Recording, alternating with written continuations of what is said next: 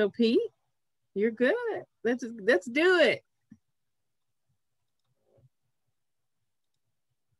All right, so let me ask, is everybody seeing it in presentation mode? Tony S., I'm looking at you, nod yes or no. Okay, perfect.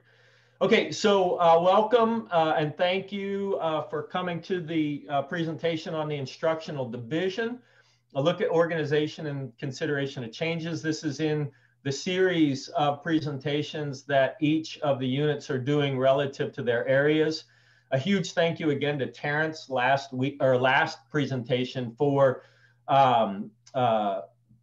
breaking the ice and setting the bar for the rest of us. I learned a lot from watching and providing some feedback to Terrence. So some of this shape comes from that as well. What you're going to see here really is a look at historical and currently the organization, and then a consideration of and for change. This presentation is not going to lay out what we are going to look like in years 22, 23, for instance. We're not there yet. There's a lot that we need to learn still. There's a lot that needs to take shape. And there's a lot of feedback and input that we need from everybody. So what I'm going to do here, again, is lay out historical and current organization and change, lay out the conditions that we are facing, and then pose some questions at the end for people to reflect on and share their feedback on. I'd like and need to start with the land acknowledgement. On behalf of North Seattle College, we acknowledge that we occupy the traditional ancestral lands of the Coast Salish peoples, specifically the Duwamish tribe, a people that are still here, continuing to honor and bring to light their ancient heritage. Without them, we would not have access to this gathering, dialogue, and learning space. And we ask that we take this opportunity to thank the original caretakers of the land who are still here. Appreciate the link that I received from Terrence. It's at the bottom there, native-land.ca, where you can look up other lands to see the native presence that historically and currently is there. I also love the fact that the Beyond Land Acknowledgement slide is now so big that I couldn't fit everything on. So I really zeroed in on one, and we've heard this in the past, Real Rent Duwamish. There's a link there. It'll be a live link when the PowerPoint is set out. And then I grabbed the description from Real Rent from the website to give you an idea of what this group is, what the commitment can be that you'd be signing up for. Community reminders from the last presentation. Thank you to Josh Ernst for getting these to us. As I mentioned, this is to solicit feedback and collect ideas. You'll get the feedback form multiple ways from Tony S. And again, a reminder that I have my office hour tomorrow at 12:30. So if you want to jump into that, you can as well.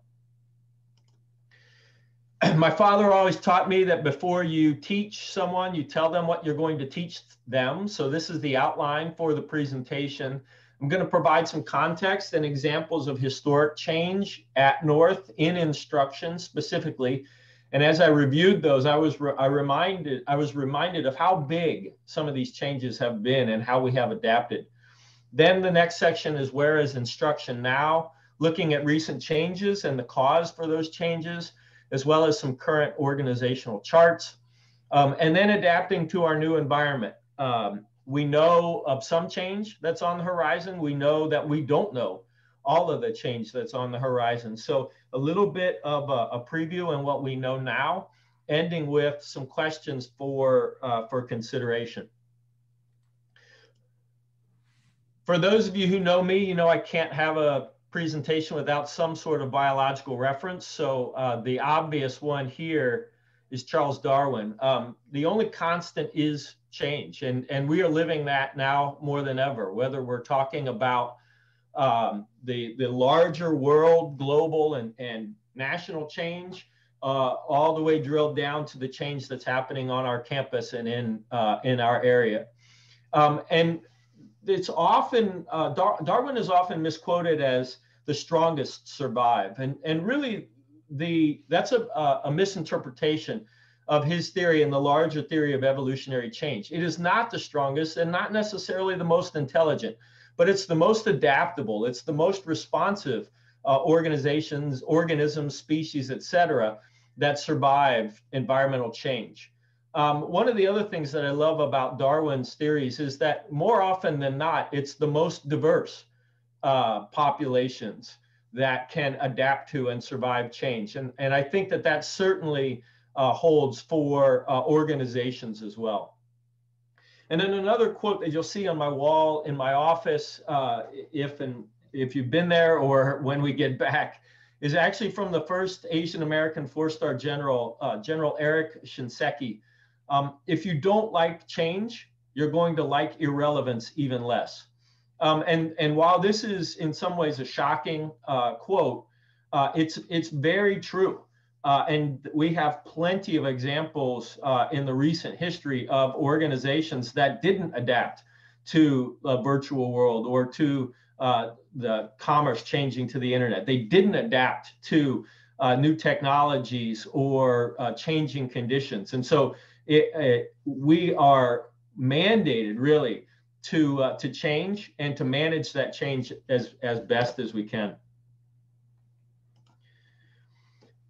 As I thought about the presentation, initially, I was just thinking about where we are currently and where we sit in this environment. And on a walk with my dog a couple of weeks ago, it occurred to me that we have been through significant change just in instruction, a lot in the time that I've been at North. For those of you who don't know, I've been at North for more than 25 years.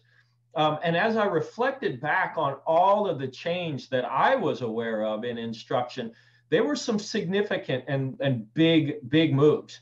I just funneled it down to 4 examples here, but there are even more examples that we could point to where we've had big organizational and personnel changes. One of the ones that many of you may not be familiar with is that social sciences used to be its own division. It used to have its offices in the CC building up on the 3rd floor, and history and economics and philosophy and psychology and sociology, etc. And really coordinated studies were all housed within that social science division with its own dean, Willard Bill, and staff. In the early 2000s, in part based on enrollments, and also in part based on the retirement of the dean, it became clear to the college that we could not support all of the divisions that we had. And so with Mary Ellen O'Keefe, Edith Wolin, Tom Griffith, and myself, social sciences faculty and staff were given the opportunity to provide input on where they would land. And there were a lot of meetings with faculty and staff to look at the current situation and figure out what would be the best home. And so this is an interesting change story because it's not just a one-part story. Initially, social sciences merged with math and science. And when I became the dean of math and science back in the early 2000s, it was math, science, and social sciences. As the college continued to evolve, social sciences, for the most part, later moved to arts, humanities, and now social sciences. So a major organizational change with a division initially merging with a larger one and then shifting later on. Some of you, this one a little bit more recent, so some of you may be aware of this one. Basic and Transitional Studies was initially a subdivision within arts, humanities, and social sciences.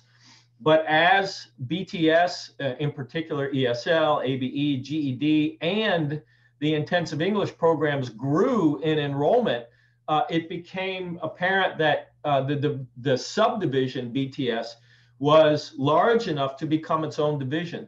And so Kim Chapman, some of you are aware of, who is now up at Edmonds, became the first dean of the BTS division. And BTS, although it sat essentially relatively close still to arts, humanities, and social science, became its own division. The associate dean position was elevated to a dean position, and staff positions were reorganized. Even more of you are familiar with this example. Workforce instruction emerged from BEIT and health medical. There were a number of stimuli for this move. One of the big ones was when the nursing programs consolidated across the district, with Central taking the lead, North and South's programs becoming part of Central's program. Additionally, there were some administrative and staff changes that were going to occur. Although I was at South at the time, I was paying close attention as North made the decision to merge its two Prof Tech divisions into one. And while it is a very large division in terms of the subunits that you'll see later, there has been a lot of benefit in having workforce instruction as one division. It's opened up some cross unit conversations that really weren't happening when it was two different divisions. So those three examples are really organizational examples in which we've done major change, be it reducing the number of divisions, increasing the number of divisions, and or merges. And so again, as a reminder, organizationally, we have been through changes this large before. The last one I want to point out is the number of faculty, and certainly to the last points here on the slide, everybody is well aware that the number of part-time faculty positions, it's a little bit more difficult to define positions because it's a combination of headcount and FTE, class sections, et cetera. But as I reviewed the data from the last approximately 20 years, we've had a wide range of part-time faculty positions. At the low end, 170 quote unquote positions, all the way up to 280 part-time faculty positions. And again, this doesn't necessarily mean 170 to 280 people, nor FTEs. It's a combination of headcount, FTE, and number of class sections. Probably not a surprise that we are currently at the low end of this range, with all of the program and class reductions that not only have we made this past year, but also over the last, say, 5 to 10 years, as the enrollment demand had shifted significantly. What you may not be aware of, though, is that we have also had some significant full-time faculty position changes. In the time that I have been in administration, the range of number of full-time faculty positions, which is a little bit easier to define, has been anywhere from 80 to 110 when we count teaching and non-teaching, so reassigned type positions. Currently, we're at about 94 full-time faculty positions. And for me, not this year notwithstanding, that the mid 90s has always kind of been the sweet spot for North. And yes, we've fluctuated on both sides, but really what I have seen in the past, again, this year being a little bit different and yet to be determined, but right around the mid 90s gives us enough time to historically cover the class load that full-time faculty have taught, as well as to honor the non-instructional coordination and other work that full-time faculty that work that is needed for the college. I was going to say are required to do. It's not what I meant to say. It's needed to really keep the college clicking along. So right now, we're kind of in that sweet spot mid-range with the number of full-time faculty positions. And again, not a surprise, we're on the low end of the part-time faculty positions. So moving into the next section, where is instruction now? I'll come back to these throughout the rest of the presentation. But again, not a surprise with some of the environmental pressures and realities that not only is North facing, but really higher ed across the board is facing. Declining revenue, both in terms of state allocation and tuition. We're getting news almost weekly, well, almost daily, but certainly weekly, from Olympia about the governor's proposal and other budgetary proposals and conversations regarding state allocation, COLAs, and things like that. And then also the tuition loss cannot be understated. Yeah, I can't say enough about that as well. The tuition really isn't just about state students, international students, BAS students, et cetera. In terms of declining enrollments, we're only at about 80% of our state goal, and we're about 10 to 15% below our contract student enrollments from a year ago as well. So the declining enrollments is going to have, or the reduced enrollment, the fewer enrollments, is going to have a huge impact on our allocation as those numbers continue to be thrown into the calculations. But also declining enrollments comes with declining tuition. And I heard from Terrence this morning that a reminder that we had budgeted for about a 10% decline, or excuse me, a 5% decline, and we're really looking at about a 10% decline in enrollments. So we're going to have to do some recalculation of our tuition collection and figure out how that comes into play, not only for this year, but then for next year as well. Increased direct instructional and instructional support costs always come into play. And Terrence has shared with us multiple times in his presentations the increased cost, both in terms of direct instruction, so faculty costs, faculty salaries, and also in instructional support, salaries outside of the instruction, as well as the other support costs for students. Some of these are tied to, as I mentioned, salary. Others are just tied to the cost of living in Seattle that we're all very aware of.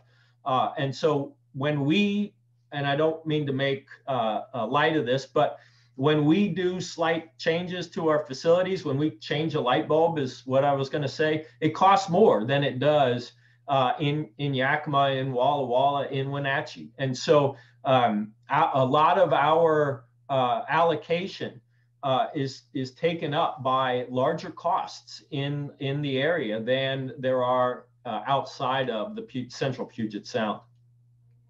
Another environmental reality, I just categorized it here as achieving systems integration, the continued consolidation and exploration of units. And I'll come back to one specifically, excuse me, I'll come back to one specifically later on in the presentation. But ASI continues to roll forward. And so unit by unit, we are looking at, we are exploring, excuse me, we being the larger district, exploring whether or not to integrate units, and if we do, what it would look like. So some of the environmental pressures and realities, and again, as a biologist, environmental biologist, I really do think a lot of this about, similar to populations that are faced with changing environmental pressures. And how do we respond to those pressures? How does a population respond to those pressures? Is the fitness of that organization.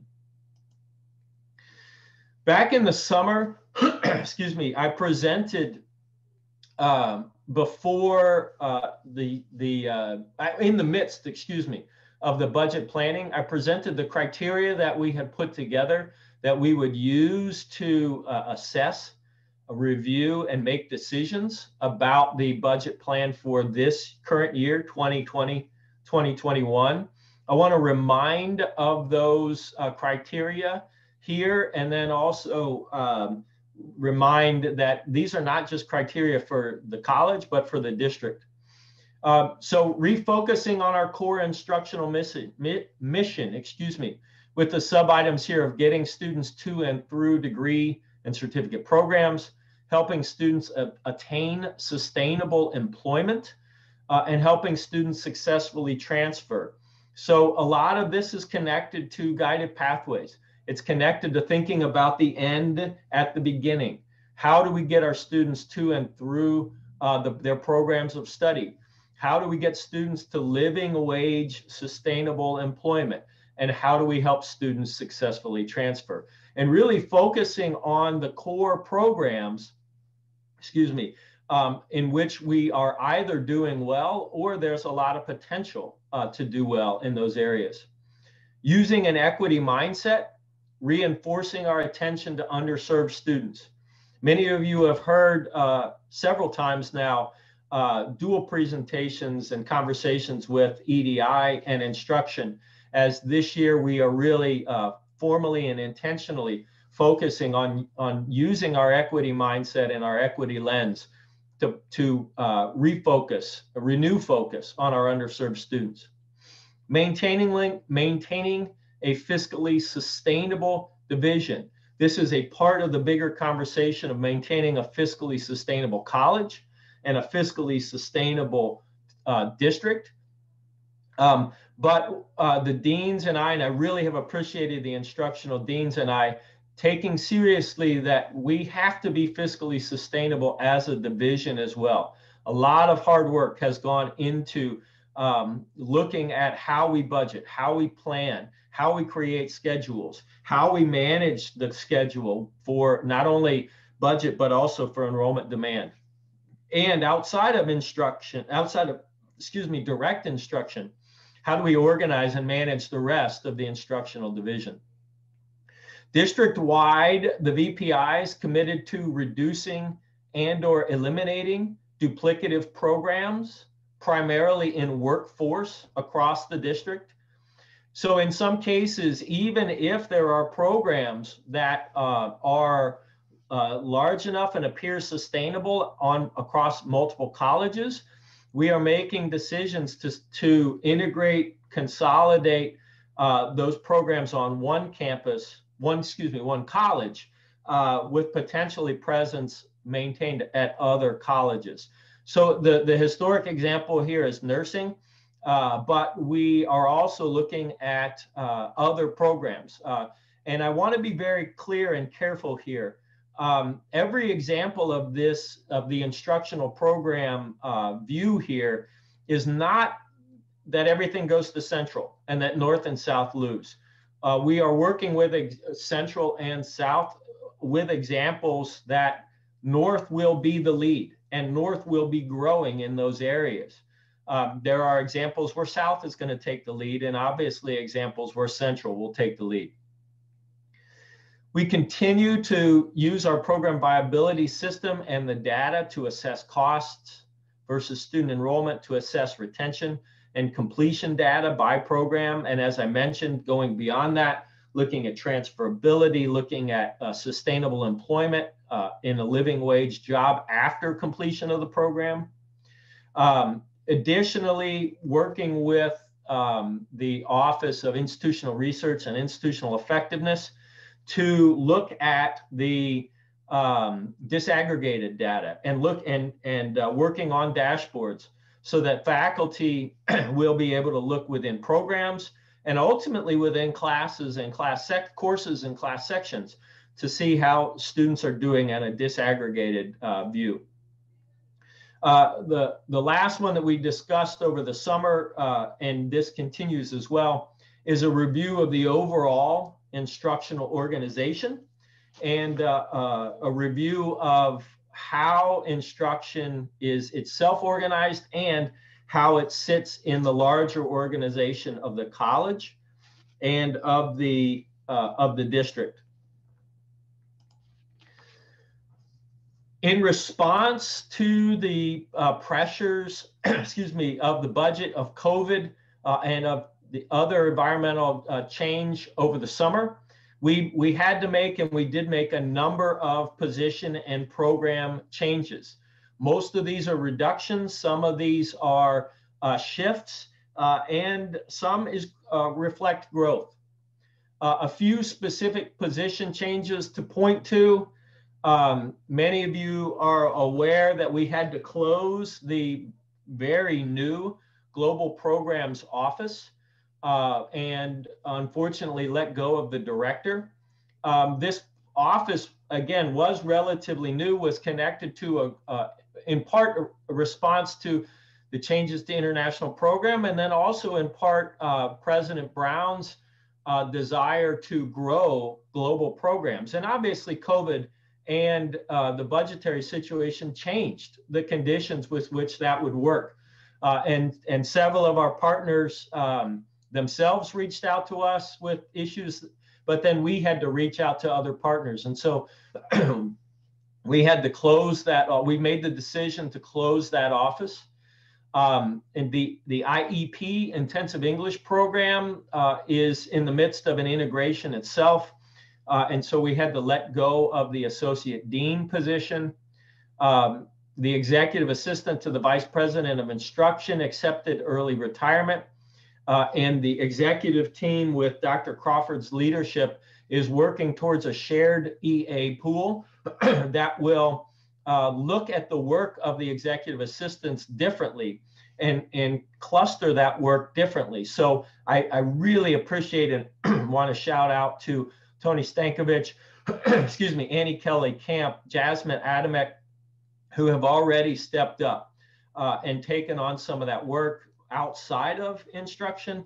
And then a shout out to Ruslana Chernetska and Faraday Faraz, who within instruction have taken on some of that work as well. It is not ideal, but it is real. And it is important that we make these changes in the face of these environmental pressures. The director of Teaching and Learning Center, Coral Celine Martel, also accepted early retirement, early separation. And so we have made some changes in the management of the Teaching and Learning Center. Dan Tarker has agreed to step in at least through the end of this year. Huge thank you to Dan. And we've already seen some of his work as he's getting to know the Teaching and Learning Center more closely and communicating with everybody about that work. So some significant change already this year in terms of positions. And as many of you, again, are aware, some significant change in terms of program and course in response to not only budget, it's important to say this, not only in response to the budgetary challenges that we face, but also, and more importantly, in response to enrollment. Again, many of you are aware and are concerned about the number of class sections, the numbers, excuse me, of class sections. And admittedly, we have reduced significantly the number of class sections. We're trying to do this as strategically as possible. We're also trying to do this not just for the short term, but also with an eye on the long term. As we think about some larger initiatives that are on the horizon, how instruction will work with and schedule with guided pathways, the work that we're doing with our partners in EDI, and the work that we're doing with Central and South more broadly. We are constantly under review and restructure of instructional programs. Some of that has led to changes this year. Some of it are continued conversations, which will lead to change going into next year. And again, importantly to point out that change does not always mean reduction, that change also means growth in certain areas. And as North, South, and Central become more focused on the core programs in each of those colleges, we're going to see some growth. We're going to see some shift of enrollments from one college to another. And so again, important to point out that North will be the lead on some of these programs where we have strength and where we have demand. We're also in the midst of some, reimagining of e-learning across the district. I want a huge thank you to Ariana Bates, who has been actively involved in this. And I know that the e-learning staff have been providing her with a lot of feedback. And then also a thank you to Davine Ayers, who has joined a fairly new, broadened group at the district level to participate in what a reimagined e-learning could look like. Organizationally, I want to provide you with kind of a 50,000 down to about a 1,000-foot view of instruction.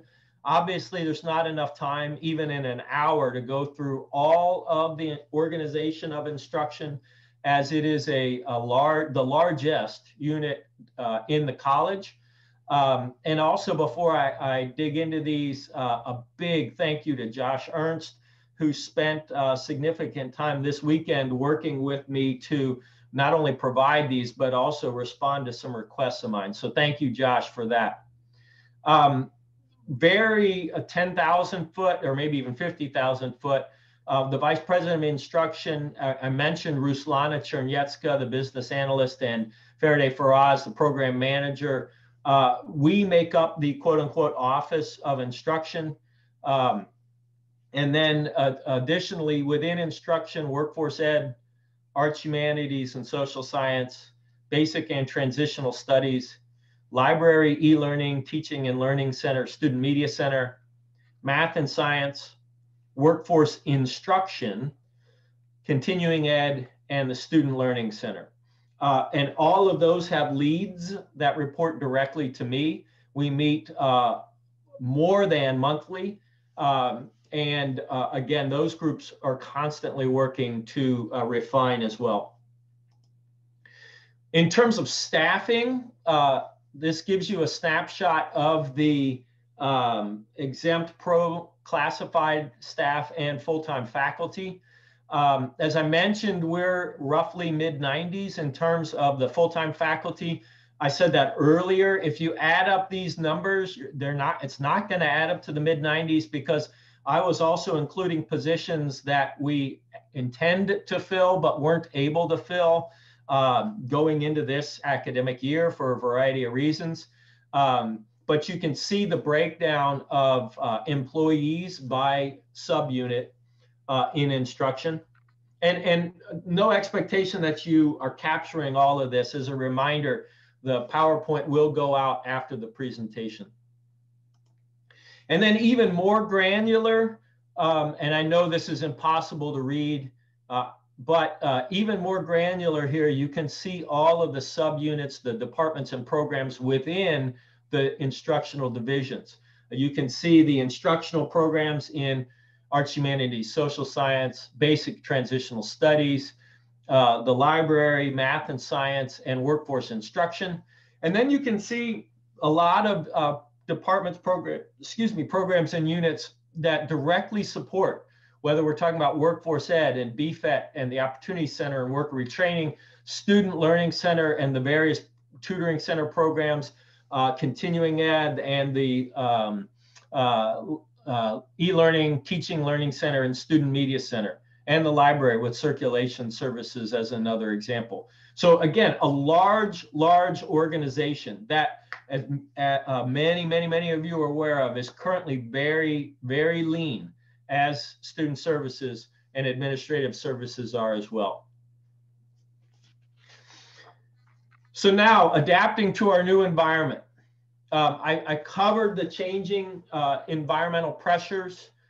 Just to reiterate, in the face of further budget reductions, further enrollment declines, mixed enrollment changes. So when we look at the overall enrollment picture, if we break it down, we see that there are some areas where enrollment demand remains high, where enrollment, student interest grows. And it's important to remind and point out that change does not always mean reduce or eliminate. Change can mean growth. And we are going to look at shifting some resources to areas where we know we have growth based on student demand, based on industry demand, or based on us taking the lead in some of the instructional programs that are district-wide. There is certainly the potential for further integration and consolidation. I probably could remove the word potential to say in there and say that there will be further integration and or consolidation. And as I mentioned, as we look at our core areas, we are not going to be shy about growing in those areas. And I'm excited to work with those faculty, deans, and staff in those areas where we are growing.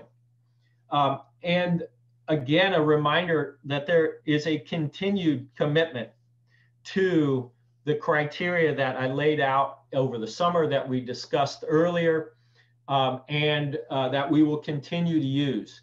And I'm not going to revisit these. I don't want to go through these again, but take a look at these. And if you feel that there are criteria missing, I would love to hear that feedback as well. Certainly, not only do we assess and review using these criteria, as the program review committee knows, you also need to focus on your processes and your criteria as well. And so, again, if there are criteria that you feel are missing, if there are criteria that you think we need to expand on, please let me know, and we can fold those in as well. Now, the work of you all. I wanted to roll this out as a series of questions, because as the executive team heard from College Council, and we've heard from individuals and groups, you all want to be a part of this, not at the end. You want to be a part of this in the beginning. So what you're seeing here are many of the questions that we're wrestling with on a constant basis, but really we're wrestling with as we approach the budget planning for 21, 22, and beyond. So these questions are some very big, some more in the weeds, but again, would really appreciate the community feedback on not only these questions in a broad sense, but also an in the weeds sense as well. How do we align to a more student-centered perspective? How is Pathways going to shape the organization? We've seen some of that change already, and some great work being done on mapping programs from the point of entry to the point of successful completion. First year experience and orientations for students. Excuse me, helping keep students on the path and assessing the work that they have done and continue to do. So Pathways will certainly, is not going away, and is certainly going to be a part of how we shape the organization and the program mix. How do we adapt very specifically? How do we adapt to the decline in enrollments, the decline across all of instruction broadly, but then also very specifically? We know there are programs where the declines are the steepest, and we will need to make changes in those programs, whether it is a reduction or in some cases a shift of programs. None of this will happen, as a reminder and a commitment in the previous, one of the early slides. None of this will happen without union involvement. Unions will be involved, and the units will also have opportunities to be involved as well. But we have to be honest with ourselves in the face of this enrollment decline. I also want to say that we don't just take the approach of cut when it comes to enrollment decline. We know and are shifting resources to recruitment, to bringing on new students and advertising and getting more students into the college and the programs. As one example, Seattle Promise has well over 1,200 applications as the application deadline comes to a close. So we're going to have to respond to that change. That'll shift the demographics and specifically shift the class demand. So that takes us to this next question. What is the right instructional program mix? And we need to ask that question not just as a college. What's the right instructional program mix for North and for the college that sits in the North Seattle region? But we also need to ask that question as a part of the Seattle College District, connected back to the commitment from all of the colleges in the district to take a look at programs that are duplicative across the district, and then also to take a look at what our students in the North, Central, and South ends are telling us relative to what they want. And lastly, in terms of the instructional program mix, COVID is really giving us an opportunity to assess how we do in the remote environment. We are hearing from some students and frankly from some employees that they have adapted well to the remote environment, whether it fits their work schedule, their family needs schedule in the case of students, and knowing that full well that we have to make sure that the technology is there to not further the divide. We need to consider this in asking and answering the question, what is the right instructional program mix for North as an institution and for North as a part of the bigger Seattle colleges? And lastly, for this slide, how do we stay nimble? How do we stay responsive? As General Shinseki pointed out, we become irrelevant when we are not adaptable. And as Darwin always points out, it is the fittest and most adaptable to the environment that survive. How should we be organized? How should we work with other divisions at North? Some of this will take shape with guided pathways. Others of this will take shape simply as we hear from students and hear from staff about the CT ceiling transformation, about the remote learning, working and learning environment, and about student need relative to financial aid, relative to advising. So how does instruction work with student services, with EDI, with workforce development, with administrative services, with grant programs? And how will that shape the organization of instruction itself at North Seattle College? So as you're thinking about and reflecting on change for instruction, don't forget that some of this change occurs as instruction works with other divisions. And I know Terrence in admin services and DeAndre in EDI and Tony Castro in student services are looking at their areas. But I also know, because I'm in these conversations as well as many of y'all are, that North considers how the units, instruction, student services, admin services, EDI work together. And if that leads to organizational change, then so be it. As we think about things like TRIO, like LSAMP, like guided pathways, they may open up opportunities and show us ways that we can reorganize or rearrange in order to serve the students better. So those are the questions that I wanted to pose. These are not the only questions to ask. These are not the only things to consider, but they are the big questions as we start the 21-22 budget planning process. As a reminder, in this broader community and in the for all of these presentations, we are in all sincerity looking to solicit feedback and looking to collect your best thinking. The feedback form has been provided via email. You will see it again. You can also come to my office hour tomorrow. And as a reminder, circumstances will change. We've covered where we are now.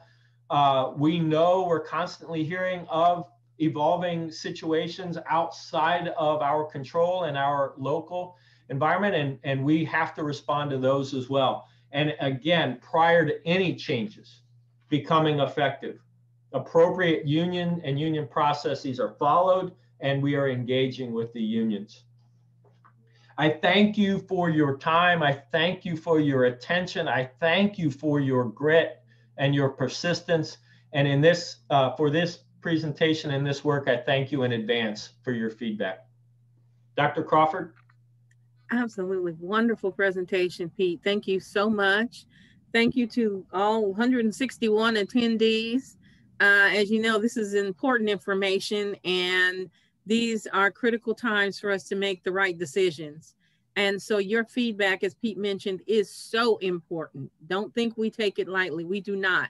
And please don't think we have all the answers. We would like to think so, but the reality is that you have a view, a perspective that we just don't have because of our current roles. And so again, I know it was a lot of information. Pete's PowerPoint will go out or has gone out. We'll send it out again. And please provide us with your feedback. You'll have a couple of weeks to do that. And we thank you so much for your time. And I guess we're going to give you back about 10 minutes of your day. Have a wonderful day, everyone.